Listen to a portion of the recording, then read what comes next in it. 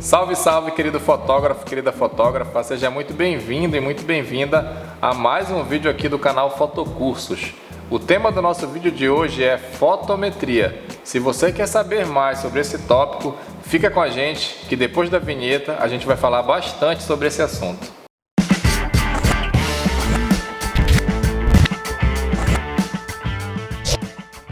Um ponto muito importante antes de você começar a pensar a estudar fotômetro é você já ter clareza sobre como funcionam o diafragma, o obturador e o ISO, porque é a partir da configuração desses parâmetros que você vai navegar no fotômetro.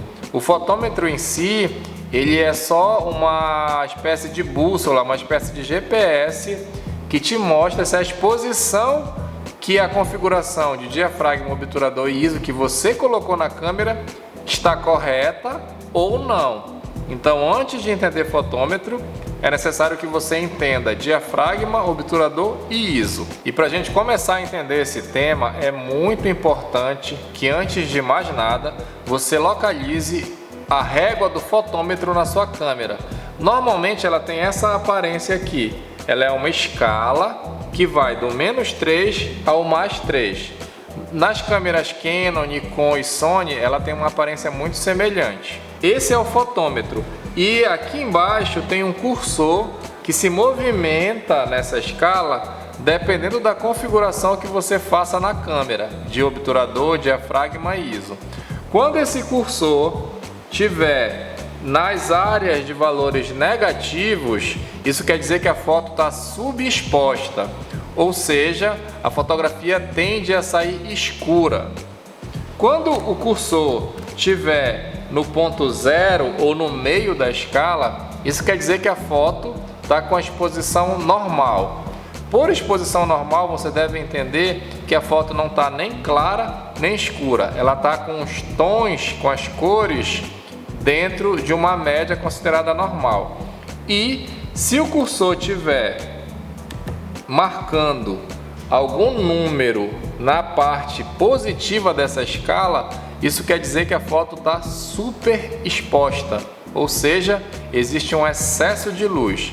E quanto mais super exposta a foto tiver, mais as chances de ela sair estourada aumentam. Entender o fotômetro em si e as zonas de subexposição, de exposição normal e de superexposição é uma tarefa relativamente simples, é fácil de compreender e é fácil de começar a perceber essa lógica de funcionamento do fotômetro. Acontece que nem sempre o fotômetro é confiável, você não pode se guiar cegamente pelo fotômetro. Existem casos em que o fotômetro está marcando a posição 0, que é a posição de exposição correta, e a foto pode sair clara ou escura demais. E aí isso gera dúvidas entre fotógrafos iniciantes e uma falta de confiança no fotômetro. E as pessoas começam a deixar de lado o fotômetro porque acham que ele não funciona ou que ele não é confiável, porque ele está marcando a exposição 0, a exposição normal, e mesmo assim a foto sai clara ou escura. Isso acontece porque o fotômetro não é soberano. O fotômetro ele tem modos de medição. Se você escolher um modo de medição que não convém para a cena que você está fotografando, que não é adequado para a cena que você está fotografando, o fotômetro vai lhe induzir ao erro. Ele vai dizer que a exposição está ok, e quando você fizer o disparo você vai perceber que as luzes da imagem não ficaram corretas, não ficaram como você pensou.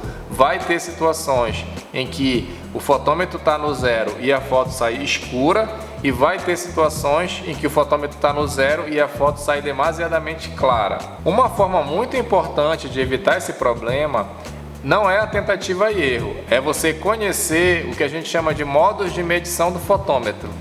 Cada modo foi pensado para uma determinada situação de luz, e o fotógrafo que compreende e domina esses modos de medição, ele consegue fazer o fotômetro ser mais preciso, ser mais confiável e, consequentemente, melhorar os seus resultados. Um fotógrafo que sabe usar corretamente o fotômetro, ele acelera o acerto, ele consegue acertar uma imagem, consegue acertar a luz de uma foto de maneira mais rápida.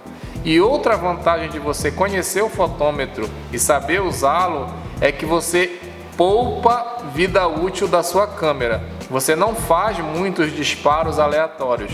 Você não precisa disparar a câmera para ver se a foto está com uma luz boa. O próprio fotômetro já te dá um indicativo disso e você pode controlar a configuração melhor sem necessariamente queimar aí alguns disparos da vida útil do seu obturador. O modo de medição do fotômetro nada mais é do que a forma como o fotômetro vai interpretar a luz. Existem alguns modos de medição em que ele considera todo o enquadramento. Existem alguns outros modos de medição que ele vai reduzindo o raio de leitura, até chegar a um ponto em que ele considera apenas os 5% do centro do seu enquadramento para medir a luz e desconsidera o restante. Os símbolos que marcam cada modo de medição, eles variam entre os fabricantes Nikon e Canon, mas a gente agora vai colocar aqui no visor, à medida que a gente for vendo os modos de medição, qual símbolo cada marca usa para falar de um modo de medição específico. A gente está aqui com uma câmera Canon T5i plugada ao monitor e a gente vai acessar o menu de modos de medição do fotômetro dela para você entender melhor a diferença entre cada um desses modos e o símbolo que representa ele, no caso aqui na Canon, mas a gente vai inserir na tela símbolo da Canon e símbolo da Nikon também. Vamos acessar aqui o menu. Por padrão, as câmeras normalmente vêm com o modo matricial habilitado. Esse é o símbolo do modo matricial na Canon. A gente acabou de inserir aqui na tela agora como que é na Canon e na Nikon. E a lógica do modo matricial qual é? É que a câmera, quando esse modo está habilitado, ela mede a luz de todo o enquadramento. Ela dá a mesma importância para o pixel lá do cantinho do visor e para o pixel que está no centro do visor. Então ela faz uma verdadeira média da iluminação da cena. Se a cena que você estiver fotografando com esse modo tiver uma grande área clara ou uma grande área escura, a fotometria vai dar errada. Porque esse modo ele é pensado para cenas que não tem contraste, para cenas que têm os mesmos tons. Um exemplo aqui para você visualizar melhor é o típico aniversário infantil. Tem muitas cores, todas claras normalmente, na mesa, no bolo e no fundo. E aí essa cena é uma cena harmônica, não tem nenhuma grande cor predominando, né? E aí esse modo de medição matricial, ele funciona bem, ele é confiável para essas situações. O modo de medição parcial, que ele é mais comum nas câmeras Canon, as Nikons de entrada não possuem esse modo de medição parcial, ele apenas reduz um pouco o diâmetro.